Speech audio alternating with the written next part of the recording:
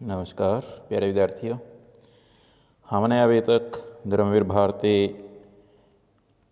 की 7 कविताओं का अध्ययन किया और आज हम कवि धर्मवीर भारती का साहित्यिक परिचय करते हैं। डॉक्टर धर्मवीर भारती एक महान साहित्यकार हुए हैं जिन्हें 1972 ईस्वी में पद्मश्री पुरस्कार से सम्मानित किया गया था।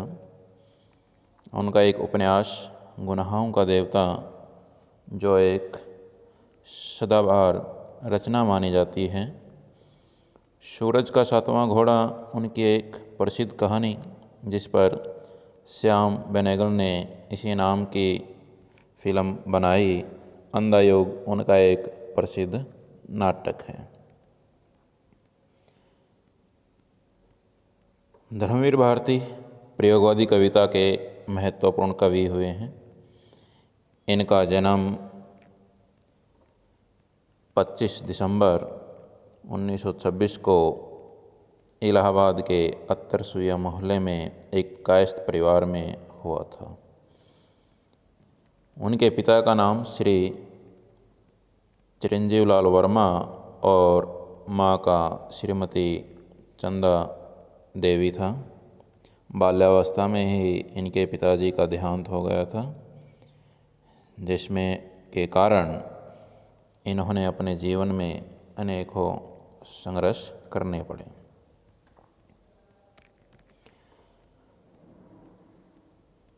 स्कूली शिक्षा डीएवी हाई स्कूल में हुई और उच्च शिक्षा प्रयाग विश्वविद्यालय में की। हिंदी में एमए करने के पश्चात इन्होंने वहीं से सिद्ध साहित्य पर पीएचडी की उपाधि भी प्राप्त की। वहीं पर इन्होंने हिंदी अध्यापन का कार्य आरंभ किया। सन 1959 ईस्वी से 1987 ईस्वी तक इन्होंने हिंदी की साप्ताहिक पत्रिका धर्मयुग में प्रमुख संपादक का कार्यभार भी संभाला। भारती जी अपने जीवन में सिर्फ 2 शौक पाले और उनके शौक पालने का प्रमुख कारण रहा है घर और स्कूल से प्राप्त आर्य समाजी संस्कार, इलाहाबाद और विश्वविद्यालय का साहित्यिक वातावरण, देश भर में होने वाली राजनीतिक हलचलें, बाल्यावस्था में ही पिता की मृत्यु और उससे उत्पन्न आर्थिक संकट, इन सब ने उन्हें अति संवेदनशील, तर्कशील बना दिया, जिनके कारण इन्होंने अपने जीवन में 2 ही शौक रखे, एक अध्ययन करना और दूसरा यात्रा करना। ये दोनों शौक इनके साहित्य के अंदर विशेष रूप से देखे जा सकते हैं। ठेले पर हिमालय में लिखता है, जानने की प्रक्रिया में होने और जीने की प्रक्रिया में जानने वाला मिजाज जिन लोगों का है, उनमें मैं अपने को पाता हूँ। तो ये उनके शौक रहे हैं। डॉक्टर धर्मवीर भारती को काफ़ी पुरस्कार व सम्मान से सम्मानित भी किया गया। वर्ष 1972 में पद्मश्री पुरस्कार से नवाजा गया। वर्ष 1984 में हल्दीघाटी श्रेष्ठ पत्रकारिता पुरस्कार राजस्थान सरकार की तरफ से इन्हें दिया गया। वर्ष 1986 में संस्थान सम्मान उत्तर प्रदेश हिंदी संस्थान की तरफ से इन्हें मिला। वर्ष 1989 में गणेश शंकर विद्यार्थी पुरस्कार केंद्रीय हिंदी संस्थान की तरफ से भी इन्हें पुरस्कार प्राप्त हो चुका है।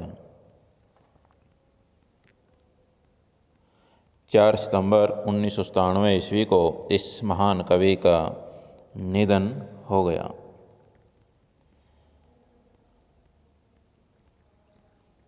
धर्मवीर भारती ने अपनी लेखनी बहुत सी साहित्यिक विधाओं पर चलाई हैं, जैसे उपन्यास, कहानी, नाटक, निबंध, कविता, आलोचना।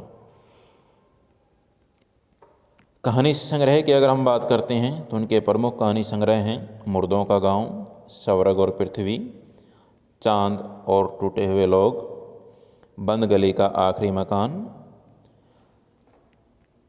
सांस की कलम से, समस्त कहानियाँ एक साथ, ये इनके प्रमुख कहानी संग्रह हैं। काव्य रचनाएं की अगर बात करते हैं तो इनकी प्रमुख काव्य रचनाएं हैं ठंडा लोहा, सात गीत वर्ष, कनुप्रिया, सपना अभी भी, आद्यांत आदि, ये इनके काव्य रचनाएं रही हैं। उपन्यास गुनाहों का देवता, सूरज का सातवां घोड़ा, 11 सपनों का देश, प्रारंभ व समापन, ये इनके प्रमुख उपन्यास रहे हैं। निबंध ठेले पर हिमालय, पश्यंती, कहनी अनकहनी, साहित्य, विचार और स्मृति, ये इनके प्रमुख निबंध रहे हैं। काव्य नाटक, इन्होंने एक प्रसिद्ध काव्य नाटक भी लिखा है जिनका नाम है अंधा युग, जिसमें उन्होंने आज के युग को, वर्तमान समय को अंधा युग का नाम दिया है। आलोचना, प्रगतिवाद एक समीक्षा, मानव मूल्य और साहित्य, ये इसकी प्रसिद्ध आलोचनाएं रही हैं। तो इन विधाओं पर डॉक्टर धर्मवीर भारती ने अपनी लेखनी चलाई। इन्हीं विशेष साहित्यिक विधाओं के आधार पर ही हम इनकी साहित्यिक विशेषताओं का वर्णन करेंगे। डॉक्टर धर्मवीर भारती की काव्य प्रतिभा का परिचय हमें अज्ञे द्वारा संपादित दूसरे सप्तक से प्राप्त होता है। तब से लेकर अब तक यह विकास क्रम तेज गति से चलता आ रहा है और यह धर्मयुग पत्रकारिता की कसौटी बन गया था। इनकी गणना प्रयोगवादी काव्यधारा में अग्रणी कवियों के रूप में होती है। इनकी लेखनी से दो विश्व युद्धों के भयंकर विनाश से ध्वस्त और आतंकित इस नए विश्व को नया स्वर एवं शक्ति देने का अनवरत प्रयास हुआ है। इन्होंने इस नए युग को अंधा युग कहा है, जिसमें स्थितियाँ, मनोवृत्तियाँ, अंतरात्माएँ आदि सब विकृत हैं। मनुष्य शुभ के प्रति अपनी संपूर्ण आस्था खो बैठा है और घुटन व्यवस्था की स्थिति में जन जन की भावनाओं से दूर हट रहा है।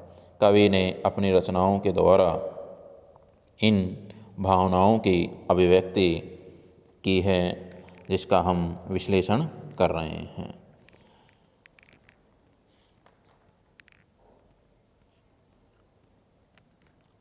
डॉक्टर धर्मवीर भारती को मानसल व प्रेम सौंदर्य का कवि भी कहा जाता है।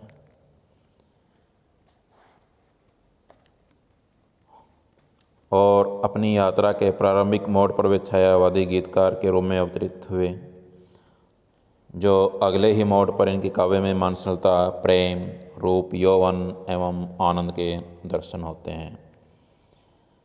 और उनका एक काव्य संग्रह है सात गीत वर्ष, जिसमें वह अपनी वास्तविक राह पाकर प्रौढ़ता प्राप्त करता है। तो इसमें वह कहता है कि कवि वासना को ही जीवन का मापदंड मानता है। कहता है, मुझे तो वासना का विष हमेशा ही लगा अमृत, बशर्ते वासना भी हो तुम्हारे रूप से आबाद, इन फिरोजी होठों पर बर्बाद मेरी जिंदगी।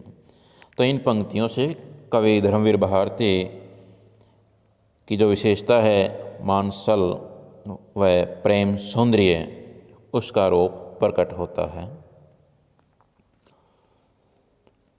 इसके साथ साथ इस प्रेम के अंदर उसके स्योंग प्रेम का भी चित्रण होता है और वियोग का भी।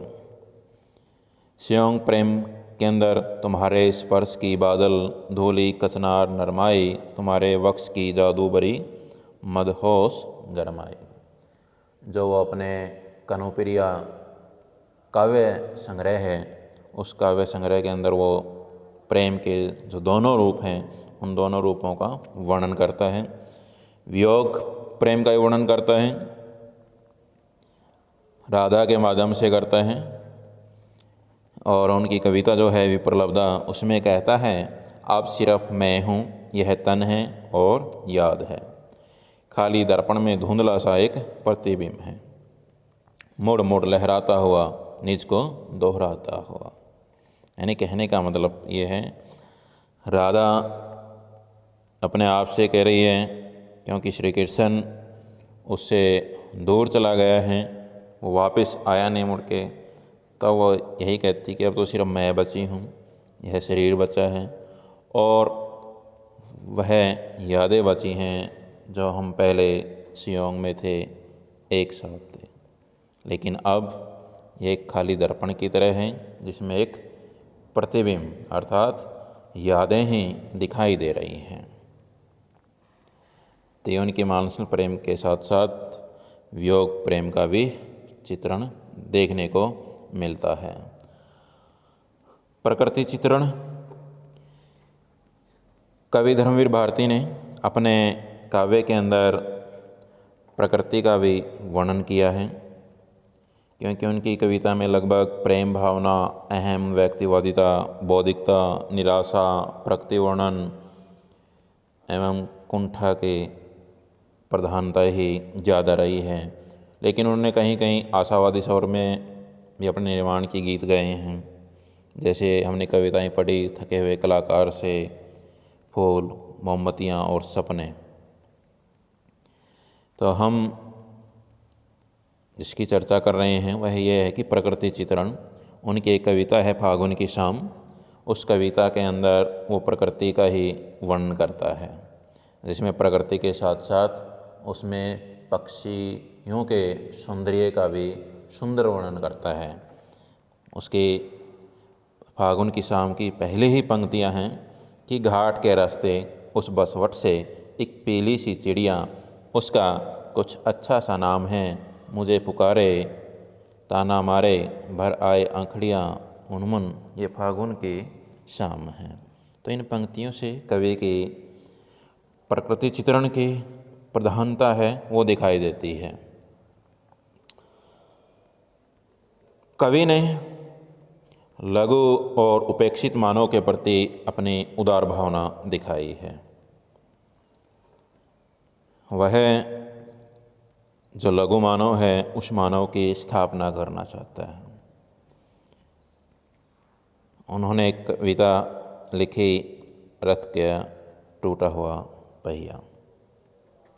हमने वह कविता पढ़ी भी हैं, जिसके अंदर जो तुच्छ वस्तु हैं वह वस्तुएं भी हमारे लिए उपयोगी हो सकती है। जैसे हमने इस कविता में पढ़ा कि अभिमन्यु चक्रव्यूह के अंदर फंस जाता है और जब वह कौरवों से युद्ध करता है तो उसके सभी हथियार समाप्त हो जाते हैं। तब वह हथियार के रूप में अपने रथ का टूटा हुआ पहिया, उस पहिए को वो हथियार बनाता है। तो उसी को प्रतीक लेकर कवि जो है वह जो उच्च लोग हैं उन लोगों को कहता है कि पता नहीं कब ये लघु मानव आपके लिए काम आ जाए। उन्होंने कहा, इतिहासों की सामूहिक गति सहसा झूठी पड़ जाने पर क्या जाने सच्चाई टूटे हुए पहियों का आश्रय ले। यानी कि पता नहीं इतिहास की जो गति है या इतिहास के अंदर जो कहने वाली कथाएं हैं कब झूठी जान पड़ जाए, लेकिन उसमें सच्चाई है वो टूटे हुए पहिए का आश्रय लेगी। अर्थात जो छोटे लोग हैं वे लोग आपका सहयोग कर सकते हैं। डॉक्टर धर्मवीर भारती के काव्य के अंदर हमें दार्शनिक विचारधारा और सामाजिक जीवन से संबंधित भी कुछ दर्शन होते हैं। जैसे उन्होंने एक कविता लिखी, फूल, मोमबत्तियाँ और सपने। ये कविता दार्शनिक और सामाजिक विचारधारा पर अभिव्यक्त हुई है। पूरी कविता प्रतीकात्मक है। फूल जीवन के उल्लास का प्रतीक है, मोमबत्तियाँ प्रकाश की, सपने जीवन की अस्थिरता के प्रतीक हैं। ये सभी जीवन की सच्चाई हैं। जीवन है ये बड़ा विराट है, इसमें सुख और दुख आते जाते रहते हैं। लोग अपना रास्ता भटककर या दुखों के कारण मेज़ों की कोनों पर माथा रखकर रोते हैं। और धर्मवीर भारती उन्हें ये कहता है कि हमें यह पता होना चाहिए कि ये दर्द केवल हमारा ही नहीं है, बल्कि ये दर्द सबका दर्द है। जीवन है कुछ इतना विराट, इतना व्यापक, उसमें है सबके लिए जगह, सबका महत्व, और मेजों की कोरों पर माथा रख रख कर रोने वाले, यह दर्द तुम्हारा नहीं, सिर्फ यह सबका है। तो कवि कहता है कि जो दुख है, जो सुख है, कहते हैं कि वो सभी के जीवन के अंदर आते जाते हैं। किसानी जीवन का वर्णन डॉक्टर धर्मवीर भारती अपने साहित्य के अंदर किसानी जीवन का भी वर्णन करता है। हमने एक कविता पढ़ी, बोआई का गीत। उस गीत के अंदर कवि जो है वो कृषक वर्ग के ऊपर लिखता है। तो उसमें वह लिखता है, गोरी गोरी सौंधी धरती, कारे कारे बीज बदरा पानी दे, क्यारी क्यारी गूंज उठा संगीत, बोने वालों नई फसल में बोओगे क्या चीज़, बदरा पानी दे। यानी कि यहाँ कवि कहता है कि जो धरती है वो गौर वर्ण की है, उसमें से सुगंध निकल रही है, काले काले बीज हैं हमारे पास, बदरा पानी दे। और वो बादल को बरसने के लिए कहता है, अर्थात बादल से प्रार्थना करता है कि हे बादल आप बरसिए, आप बरसेंगे तो हमने जो अपने खेत की तैयारी की है, उस तैयारी करने के बाद आप बरसो और हम उसमें अपने बीज बोएं। क्यारी क्यारी गूंज उठा संगीत, बोने वालों नई फसल में बोओगे क्या चीज़, बदरा पानी दें। और किसान भाई जो हैं वो अपने खेतों के अंदर हैं और वो गीत गा रहे हैं, आपस में पूछ रहे हैं लोगों से कि अब की बार तुम नई फसल में कौन सा बीज बोओगे। तो ये उनके किसानी जीवन का वर्णन भी देखने को मिलता है। लोगों को आर्थिक और सांस्कृतिक रूप से गुलाम बनाना। ठीक है, डॉक्टर धर्मवीर भारती कहते हैं कि हमारा देश है बहुत बार विदेशी ताकतों के हाथ से गुलाम हुआ है, गुलाम बना है। इस देश को गुलाम जो बनाया गया, हर बार गुलाम बनाने का जो तरीका था वो अलग था। वो सबसे पहले हमारे साथ में हमारे देश को गुलाम बनाने के लिए तोपे लेके आते हैं, संगीने लेके आते हैं, परवाने लेके आते हैं, हाथों में भाला लेकर आते हैं। यानी कि कई बार घोड़ों की सहायता से आते हैं इस देश को गुलाम बनाने के लिए, लेकिन यह देश गुलाम नहीं बना। फिर उन विदेशी ताकतों ने क्या सोचा कि इस देश को गुलाम कैसे बनाया जाए। तो उन्होंने सोचा कि इस देश को जो गुलाम बनाया जा सकता है, तो विदेशी ताकतों ने समझा कि इस देश को आर्थिक और सांस्कृतिक रूप से गुलाम बनाया जाए। अपनी कविता गुलाम बनाने वाले में कहता है, कैमरे तेल या टूरिस्ट पासपोर्ट, रंग बिरंगी फिल्मों, कैमरे थैलियाँ, टूरिस्ट पासपोर्ट, रंग बिरंगी फिल्मों, डंग है नया लेकिन बात यह है पुरानी, घोड़ों पर रख कर या थैली में भर कर या रोटी से ढक कर या फिल्मों में रंग कर, वे जंजीरें केवल जंजीरें ही लाए और भी पहले वे कई बार आए। तो अब की बार जो आए हैं वे इस देश को सांस्कृतिक और आर्थिक रूप से गुलाम बनाने के लिए आए हैं। सृजन प्रेरणा। हमने एक कविता पढ़ी थके हुए कलाकार से, जिसमें कवि इस कविता के माध्यम से मानव को निरंतर चलते रहने की प्रेरणा दी है, लगातार अपना कार्य करने की प्रेरणा दी। कवि कहता है कि हे देवता, तू सृष्टि की थकान का विस्मृत कर दे, भूल जाओ उसे, क्योंकि धरती तो अभी अधूरी है। जिस मृदुल चांदनी की कल्पना तुमने की थी वह अभी अधूरी है। कि हे मानव, जब तक तुम अपनी मंजिल या अपने उद्देश्य को प्राप्त नहीं कर लेते हो तब तक तुम्हें रुकना नहीं है और ऐसे उपयोगी साधनों का निर्माण करना है जो लोगों के लिए उपयोगी हो। तो इसलिए हे कलाकार, तो अपनी थकान को भूल जा और अपने कार्य में लग जा। कहता है, सृजन की थकन भूल जा देवता, अभी तो पड़ी है धरा अधबनी। तो ये इस कविता में वो सृजन करने की प्रेरणा मानव को देता है। हम उसकी भाषा की अगर बात करते हैं डॉक्टर धर्मवीर भारती की, तो डॉक्टर धर्मवीर भारती की काव्य भाषा में नए प्रतीक, बेम, उपमेय, उपमान आदि का प्रयोग हुआ है। रथ का टूटा पहिया हमने कविता पढ़ी, जिसमें टूटे पहिया जो प्रतीक के रूप में लिया है, जो लघु और उपेक्षित मानव का प्रतीक है वह है। दूसरी एक कविता हमने पढ़ी थी फूल, मोमबत्तियाँ और सपने, वह भी एक प्रतीकात्मक कविता है।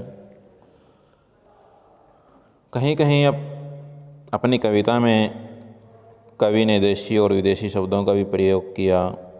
उनके काव्य के अंदर छायावादी प्रभाव भी देखा जाता है, जैसे हमने फूल, मोमबत्ती और सपने जो कविताएं पढ़ी हैं उसमें छायावादी प्रभाव है। तत्सम शब्दावली भी उनके काव्य के अंदर देखने को मिलती है। तो उन्होंने प्रतीक का उदाहरण देते हुए कहा है एक कविता में, प्रतीक का प्रयोग करते हुए, मैं रथ का टूटा हुआ पहिया हूँ, पर मुझे फेंकना मत, कौन जाने कि कब कोई दुसासी अभिमन्यु आकर चक्रव्यूह में अक्षौणी सेनाओं के बीच घिर जाए। तो ये उन्होंने अपने भाषा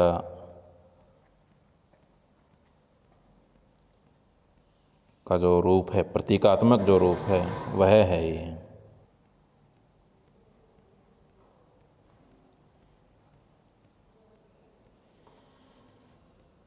उनकी कविताओं का मूल भाव है जीवन जीने योग्य है, उसे भोगना है, उससे भागना नहीं है।